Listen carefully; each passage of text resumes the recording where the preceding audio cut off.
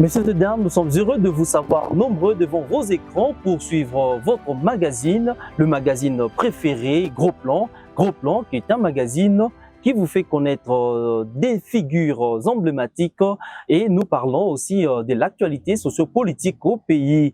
Aujourd'hui, vous aurez l'honneur de recevoir encore une fois de plus une figure emblématique dans le Grand Katanga. C'est bien évidemment Monsieur Eddy Awazi que vous aurez l'honneur de découvrir sur ce plateau. Il va vous retracer les lignes de sa vie et de ce qu'il veut vraiment de ce pays.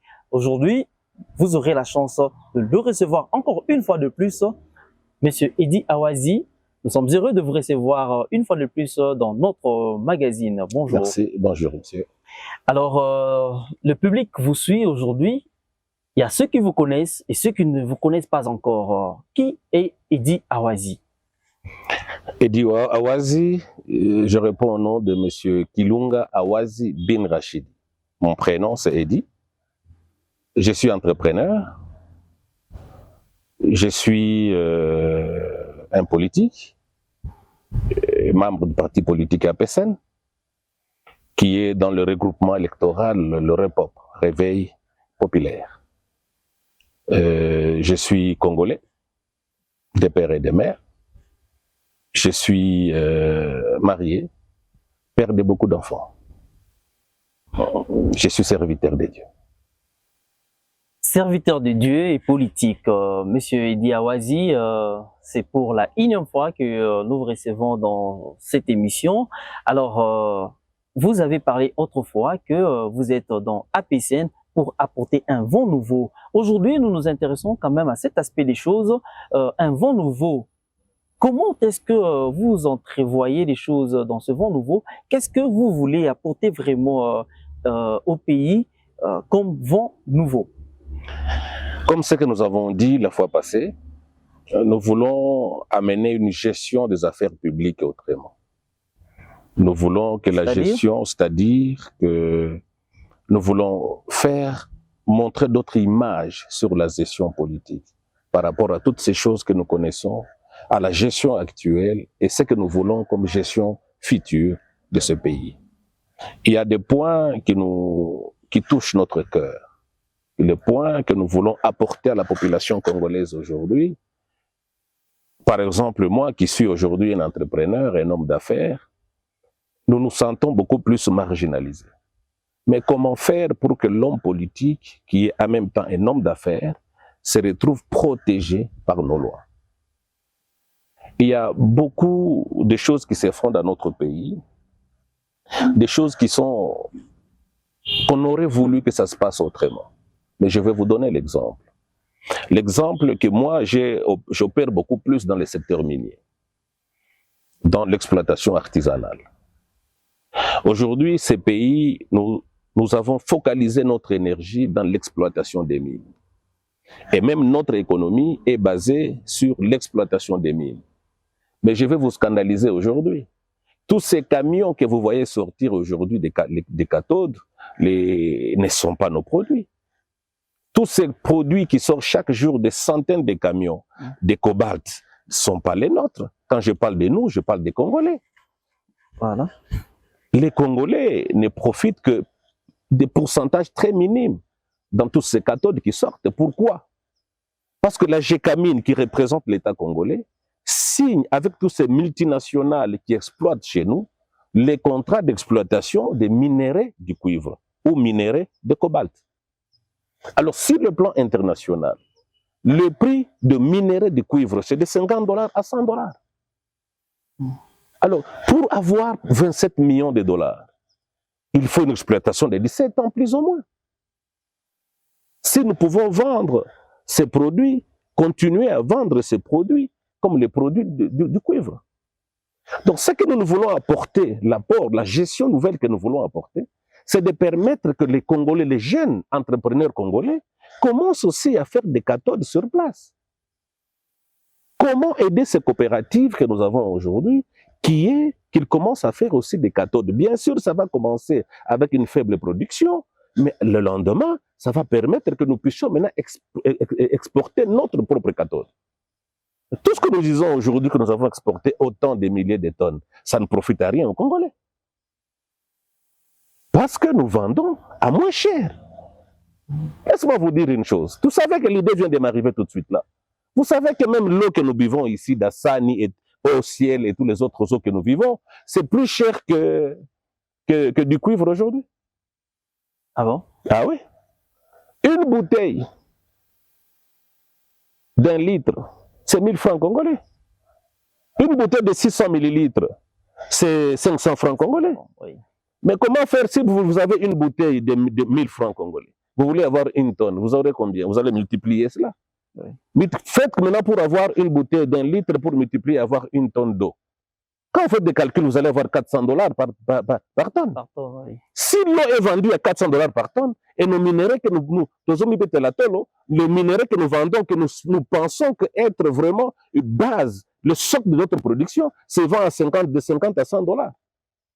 Comment voulez-vous que ces pays puissent avoir de l'économie à pouvoir subvenir aux besoins de ce peuple congolais? J'aurais voulu que le gouvernement vende même de l'eau, parce que c'est plus cher que du cuivre. C'est pourquoi notre rapport que nous amenons, nous voulons voir comment faire pour que ces mines-là qui se parlent dans le monde entier, que le Congo et l'homme congolais se retrouvent à l'intérieur. Comment faire pour que l'homme d'affaires congolais puisse avoir de la valeur dans ce pays? Voilà un peu cette production que nous voulons, l'apport que nous voulons amener. Je laisse, parce que prochainement, je pourrais vous dire comment faire pour qu'un jeune Congolais et toutes ces coopératives commencent à faire leur production. Ce sont des choses que nous sommes en train d'écrire et que nous voulons présenter au gouvernement pour que demain, l'homme congolais, un jeune Congolais, soit en mesure de se faire dossier de cathode et payer les taxes. Monsieur Idi Awazi, vous avez dit que vous êtes marginalisé. Est-ce que ceux qui vous marginalisent, on peut les connaître? Écoutez, je vais vous dire une chose. On ne peut pas doiter une personne. C'est toute une machine. Je peux appeler ça comme l'esprit de la gestion des affaires publiques. Donc, nous devons aider pour que... Je vais vous parler une chose. Aujourd'hui, même les transporteurs, ceux qui font des transports, quand tu as une plaque, ça profite à qui? À ceux qui ont des plaques étrangères. Le prix de péage ici que nous payons à partir de KBP jusqu'à Kolwezi, si vous calculez le montant qu'un transporteur est en train de faire, ça profite beaucoup plus aux étrangers. Je vais vous dire aujourd'hui, la Zambie telle qu'elle est là, seulement le transit, la Zambie profite 3 millions de dollars mensuels pour les produits qui sortent de chez nous. Alors que nous-mêmes, qu'est-ce que le pays profite de toutes ces exportations que nous sommes en train de faire des minéraux? Est-ce qu'il n'y a-t-il pas des députés, des Congolais qui doivent défendre cela? Nous avons vécu ces choses. Pourquoi il n'y a pas assez de transporteurs congolais sur le plan international? Parce que notre politique de la gestion des transports internationaux ne nous aide pas, nous Congolais, à vouloir travailler dans ces secteurs-là. Maintenant, ça profite à qui? Aux Sud-Africains qui quittent l'Afrique du Sud. Eux, ils se sont adaptés par rapport à nos dépenses qui sont ici, au prix du péage et autre chose, qui n'est pas régulé par rapport aux standards internationaux. Donc, ils payent moins cher chez eux, chez eux, ils payent très cher, ils augmentent aussi les prix de transport, ça leur profite à eux, pas nous. Monsieur Idi Awazi, vous êtes en train de penser que le peuple congolais est marginalisé sur ce point-là, même au niveau de transport. Les transports profitent beaucoup plus aux dans les secteurs seulement d'affaires. Dans les secteurs d'affaires, il y a plus les étrangers qui se retrouvent beaucoup plus à partir des minéraux de Congolais. Vous voulez que le Congolais se retrouve, alors que la plupart des Congolais se retrouvent aussi sont derrière toute cette machination. Pensez-vous vraiment que vous qui ne serez là que pour légiférer au niveau de l'hémicycle, est-ce que vous allez vraiment obtenir gain de cause en cherchant à avoir des lois qui seront protégées et des lois qui protégeront d'autres lois? Est-ce que nous voulons... Vous voyez le grand problème aujourd'hui? Moi, je me porte garant pour être mandaté. Je suis mandaté par les hommes d'affaires. J'ai œuvré dans ces secteurs-là. Et je connais dans quel secteur, dans quel point que nous sommes marginalisés. Et je veux voir comment nous allons proposer des lois pour permettre, pas seulement proposer des lois, suivre aussi l'exécution de ces lois-là pour permettre que l'homme d'affaires aujourd'hui puisse travailler. Je voulais ajouter une seule chose. Écoutez, je parle beaucoup plus de ça. Parfois, les gens ne me comprennent pas. La production que nous avons aujourd'hui des mines, et cobalt et autres choses que nous avons dans ce pays, le même énergie que le gouvernement est en train de mettre dans l'exploitation des mines, si nous mettons cela dans l'exploitation agricole, ça sera plus bénéfique. Je vais vous scandaliser aujourd'hui. Vous savez que, j'ai fait mes simples calculs, vous savez qu'ici, par exemple, à Lubumbashi, dans la ville de Lubumbashi seulement, nous consommons plus ou moins 80 sacs de maïs par jour. J'ai fait des calculs sur base d'1 million de personnes de population, à la valeur de 300 grammes que nous consommons par jour. 300 grammes, je parle de 2 boules de foufou, parce que la majorité des Congolais consomment 2 boules. Si c'est 2 boules que nous prenons à Lubumbashi, c'est 300 grammes plus ou moins. Si vous multipliez par rapport à la population que nous avons, fois 300 grammes, 1 million de personnes, fois 300 grammes, et vous les divisez par nombre de 25 kilos, vous allez trouver, nous consommons 80 sacs de maïs par jour. Si c'est 80 sacs que nous consommons, est-ce que nous faisons des calculs sur le plan démographique pour permettre que notre production sur le plan agricole permette que les Congolais mangent chaque jour à sa faim? Dans une production, tout ce que nous faisons, il y a eu des politiques aujourd'hui de villages agricoles et autres choses. Il y a eu de bonnes productions, oui. Mais cette production n'a pas été calculée dorénavant par rapport au nombre de populations dans la ville de Lubumbashi.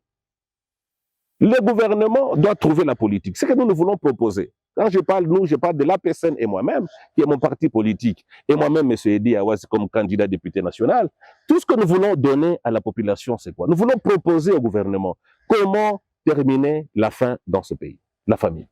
Et cette famille-là, nous pouvons la terminer. Comment la terminer? Dans une production, par exemple, je vous parle aujourd'hui, si vous cultivez l'hectare de maïs, vous pouvez avoir 1 tonne de maïs. Si vous subventionnez les agriculteurs et que chacun doit cultiver plus ou moins 5 hectares seulement, donc nous aurons 5 tonnes de maïs. Et si vous donnez cet argent à 1 million de Congolais, vous aurez 5 millions de tonnes de maïs. Et même l'Afrique du Sud, ça commençait d'abord par la production de maïs. Dans leur production, et je vais vous scandaliser jusqu'à aujourd'hui, malgré cette production que les Sud-Africains ont, ils continuent à importer plus ou moins 20 millions de tonnes de maïs du Brésil. Je suis personnellement vice-président de Chambre de commerce Brésil-Congo, je connais comment ça se passe. Donc, si nous voulons aujourd'hui être députés, nous voulons commencer d'abord par proposer des choses et suivre l'exécution de ces choses-là pour la vie des peuples congolais. Des lois qui vont permettre que les hommes d'affaires, voyez, pour le développement, dans le développement, nous devons avoir la production, la transformation et la consommation. Mais chez nous, au Congo, nous avons la production et directement la consommation. Vous êtes mandaté par les opérateurs économiques, les entrepreneurs, mais vous voulez être représenté à l'hémicycle au niveau national. Pensez-vous vraiment que ceux qui vous ont mandaté représentent quelque chose? Il y a 25 000 candidatures enregistrées à la centrale électorale pour 500 sièges. Alors, pensez-vous vraiment que cette minorité des personnes qui vous mandatent va vraiment vous amener là-bas, ou vous avez une base à laquelle vous pouvez lancer un message qui va vous permettre d'atteindre votre objectif et arriver...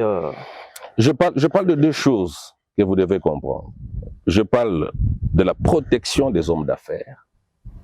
Permettre que les hommes d'affaires se retrouvent dans les climats d'affaires qui leur permettent de faire de bonnes productions. Et je parle de la population de ma circonscription de Lubumbashi, qui est toute la ville. Quand je parle aujourd'hui de la consommation de 300 grammes de foufou, je ne parle pas seulement aux hommes d'affaires. Je parle aussi beaucoup plus à la population de la ville de Lubumbashi. Vous comprenez au moins? Donc, si je parle de ces choses-là, ma base, moi, je regarde la ville de Lubumbashi. Nous voulons aujourd'hui être mandatés par ces gens. Et d'ailleurs, tout Lubumbashi est considéré aujourd'hui par des hommes et femmes d'affaires. Si vous quittez du Golfe jusqu'à la Kenya, il n'y a que des boutiques. Lorsque moi j'ai grandi dans cette ville de Lubumbashi, je me souviens, dans le quartier où je vivais, que ce soit au quartier Bongonga, ni au quartier, ni en ville ici, il y avait, là où il y avait une boutique, on connaissait tous même le nom de la boutique. Est-ce que vous comprenez au moins? Oui. Aujourd'hui, chaque maison a une boutique, donc chaque maison a un homme d'affaires. Quand je parle des hommes d'affaires, je ne vois pas seulement ceux qui produisent du cuivre et du cobalt. Non, je parle de tout celui qui exerce une activité qui peut lui produire quelque chose pour nourrir sa famille. Aujourd'hui, vous avez parlé de miniers, vous avez relevé des défauts que vous avez vus dans les mines. Nous estimons qu'une fois à l'hémicycle, vous allez vous battre pour que la population congolaise puisse tirer profit de l'exploitation des mines. Mais l'agriculteur, lui, il n'est pas dans les mines. Comment est-ce que vous envisagez le protéger, lui également? L'agriculteur, c'est là où nous parlons aujourd'hui de la production. Notre problème, ce n'est pas de les protéger. Notre problème, c'est de protéger des lois qui vont permettre que nous ayons l'afflux de maïs. Parce que vous voyez comment nos pays se subdivisent. Lorsque nous parlons de la province du Katanga, la production de maïs, le maïs est consommé au Katanga et les deux Kasaï. Alors que quand vous parlez de Bandundu, Équateur et de l'autre côté, ils consomment beaucoup plus le manioc. Le Maniema et le Grand Kivu, je parle de Kivu Holding, ils consomment beaucoup plus le riz et les bananes plantains. Donc la politique que nous devons amener, c'est la politique de la production. La production de chaque coin. Si je parle beaucoup plus de maïs, je parle parce que je vis au Katanga, je mange beaucoup plus le foufou que le manioc, que le kwanga, qui est autre chose. C'est pourquoi je parle plus de la production de maïs qui intéresse beaucoup plus la province du Katanga et le de Kasaï. Donc ce que nous voulons, qu'il y ait beaucoup plus d'agriculteurs, que le gouvernement commence à subventionner beaucoup des agriculteurs. J'ai été un jour scandalisé. Un monsieur me présente, il me dit, non, voilà, on est en train de donner gratuitement des tracteurs. On devait donner aux agriculteurs. Mais à ma grande connaissance, les messieurs pleuraient, ils disaient, nous-mêmes agriculteurs, nous n'avons pas reçu de tracteurs. Et ces tracteurs sont donnés par des cousins et des amis de ceux qui distribuent des tracteurs, alors que le gouvernement a donné le moyen. Donc ce sont ces choses-là que nous devons. Nous voulons suivre des choses de plus près. Nous sommes proches de la population, nous connaissons comment ça se passe. Nous voulons que les Congolais, que ce soit dans le secteur minier, que ce soit dans l'agriculture, que le gouvernement concentre beaucoup plus d'énergie pour la production de cathodes sur le secteur minier. Aujourd'hui, l'homme congolais, tout exploitant congolais, il a sa carte comme négociant. Le creuseur a sa carte comme creuseur. Mais lorsque vous produisez ces produits et que vous voulez aller vendre dans toutes les sociétés qui se trouvent dans cette ville de Lubumbashi, on va vous dire on ne va pas acheter votre produit parce que vous n'avez pas un PE, un permis d'exploitation. Alors que ce Congolais est dans ses droits, comme un négociant. Il achète auprès des creuseurs, il a les droits de vendre à n'importe quelle grande société de la ville. La loi ne permet pas à ces Congolais-là de bien faire son affaire.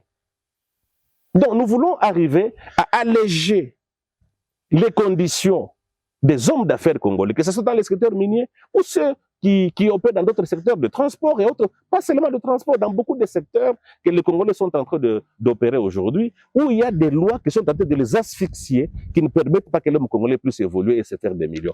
Je vais vous dire une chose aujourd'hui. Les hommes d'affaires congolais ici aujourd'hui, personne d'homme congolais peut dire aujourd'hui qu'il a par exemple des fonds souverains. Quand je parle de fonds souverains, je parle d'épargne.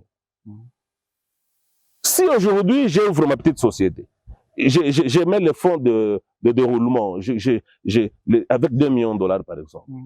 Et demain, avec ces 2 millions de dollars, après 5 ans, vous avez évalué, vous avez combien de fonds d'épargne? Il n'y a pas de fonds souverains. Or, les Congolais doivent avoir les fonds souverains. Si aujourd'hui, je prends un prêt à la banque, j'achète le minerai, je le produis moi-même, je fais des cathodes. Ces cathodes que je peux avoir sur le plan international, je vais les vendre plus cher. Vous comprenez? Oui. Quand l'argent viendra, ça va entrer dans ma banque. Ma banque a aussi des comptes à rendre avec la banque centrale. Et à ce moment-là, l'argent va commencer à circuler.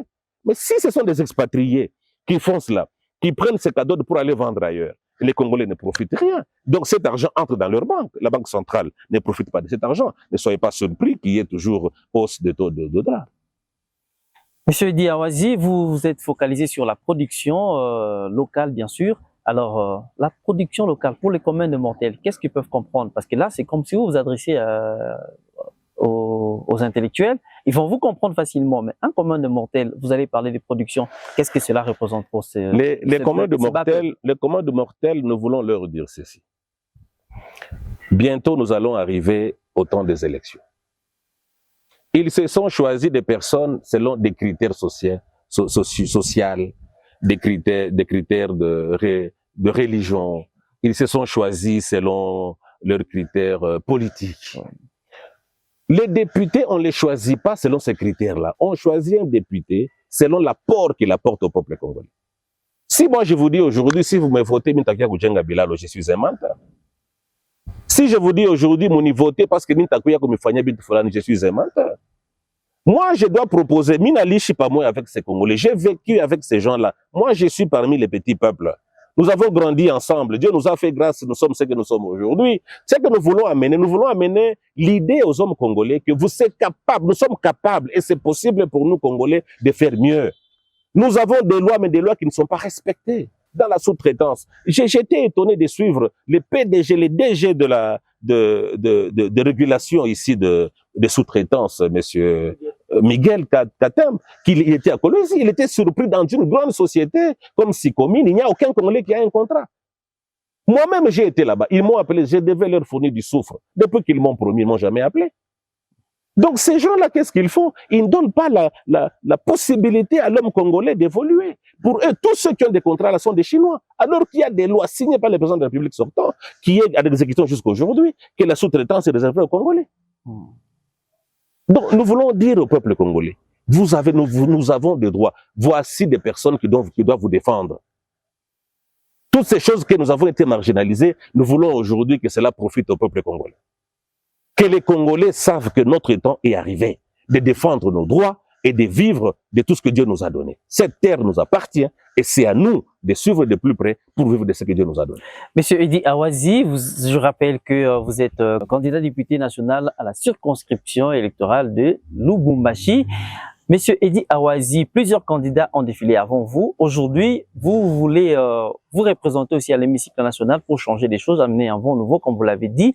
Alors, n'allez-vous pas vous comporter comme ces députés qui ont promis à la population des choses et une fois arrivés, ils n'ont pas réalisé ou tenu parole?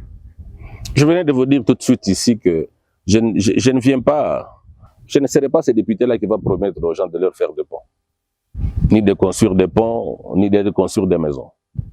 Vous promettez quand même je ne promets que des choses que je suis en train de dire ici, je veux les défendre. Et je vais le défendre. Que je sois à l'hémicycle ou pas, aujourd'hui je commence à les défendre et je suis en train d'écrire des livres à ce point. Nous sommes en train de mettre des supports qui vont permettre que les chefs de l'État sachent que l'homme congolais souffre. Et les points de solution sont là. Monsieur Eddy, vous voulez dire que vous, devant le pot de vin, vous n'allez pas marcher, vous allez dénoncer alors? D'ailleurs, dès que je serai à l'hémicycle, je pense que je pourrais être parmi les députés qui seront dans cette commission de défense des droits et d'anticorruption, d'antifraude. Aujourd'hui, ce sont des points qui ont rendu ces pays faibles.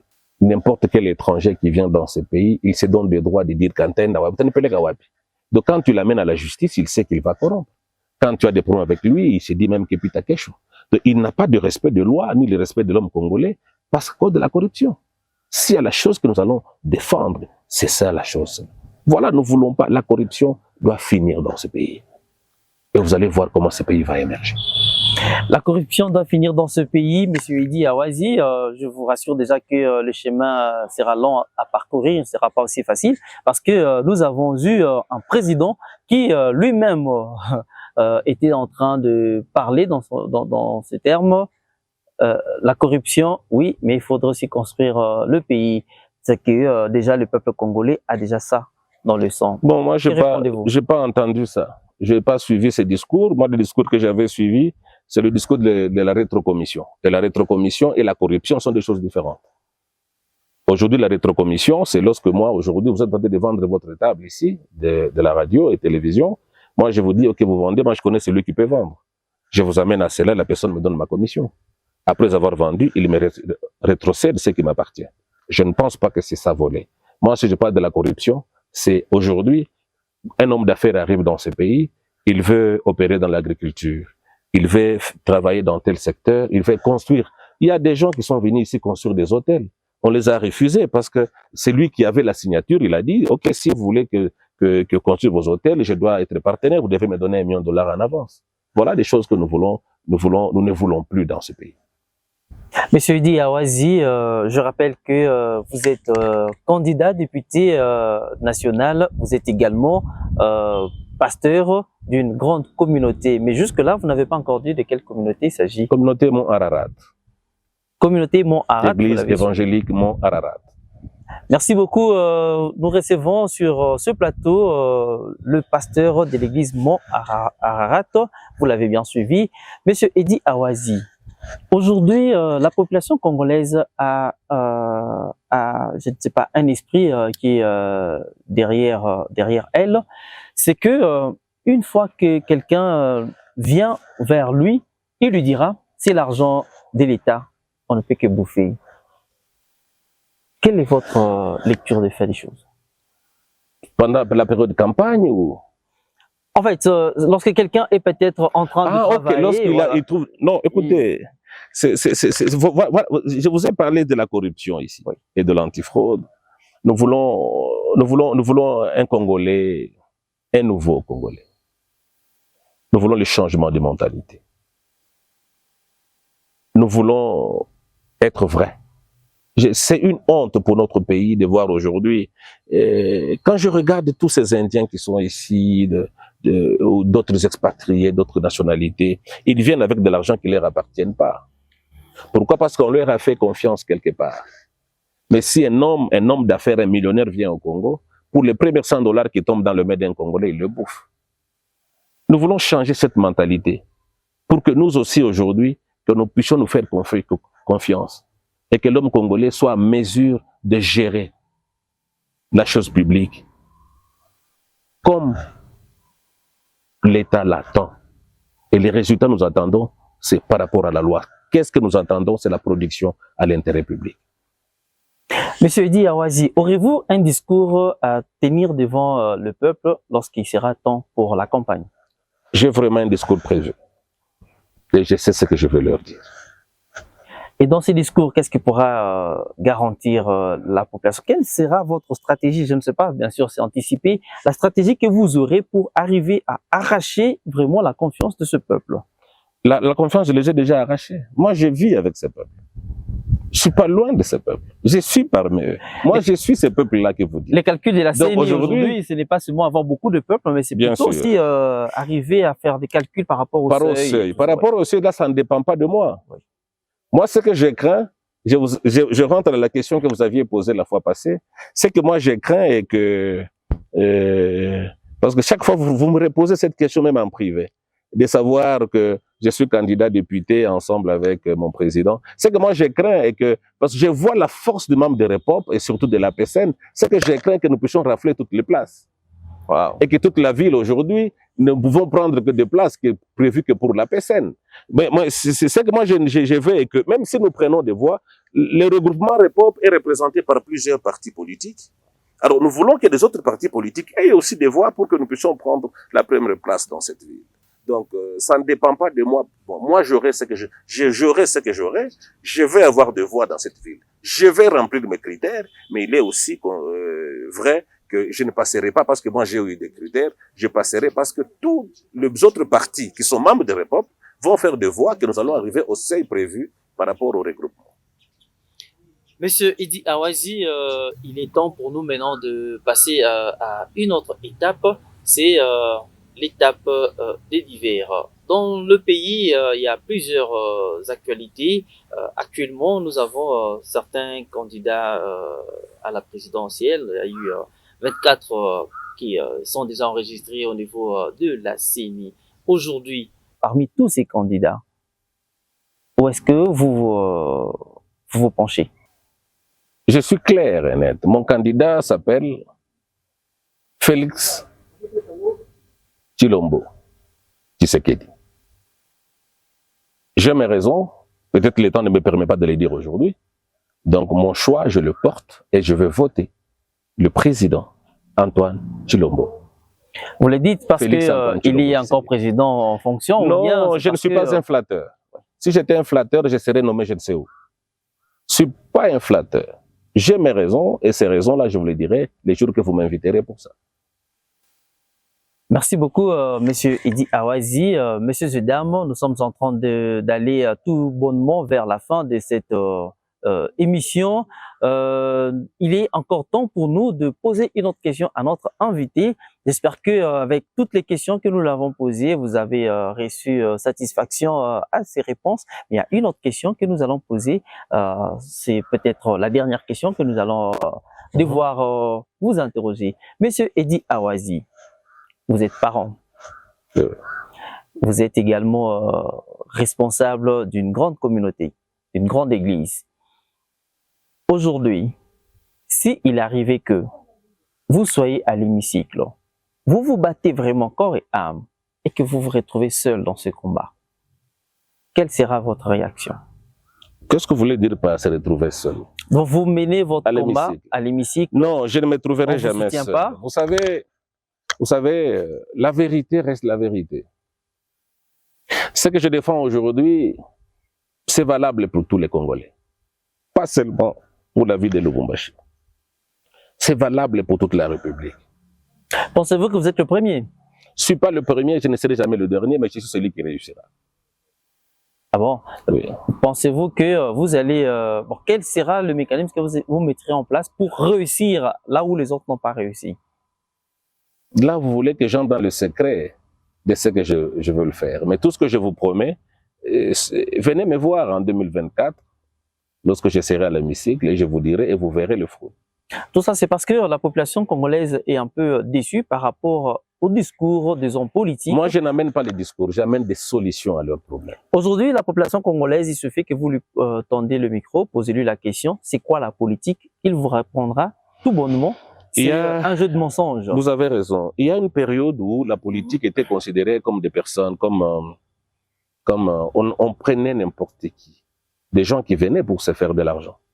Je vous ai dit la fois passée que si c'est pour de l'argent, alors faisons autre chose. Nous venons pour apporter des solutions, proposer des solutions pour que demain, que la vie du peuple congolais change. Nous apportons des solutions pour la vie du peuple congolais. Nous voulons que cette chose que nous avons vécue, que nos enfants demain ne vivent plus. Notre souhait est que ce que nous avons vécu, que mes enfants à moi ne vivent plus jamais cela. Que mes enfants aient confiance à l'État et à leur sécurité dans ce pays. Et voilà, Monsieur Zedam, c'est par ce mot que nous sommes arrivés vraiment à la fin de notre magazine.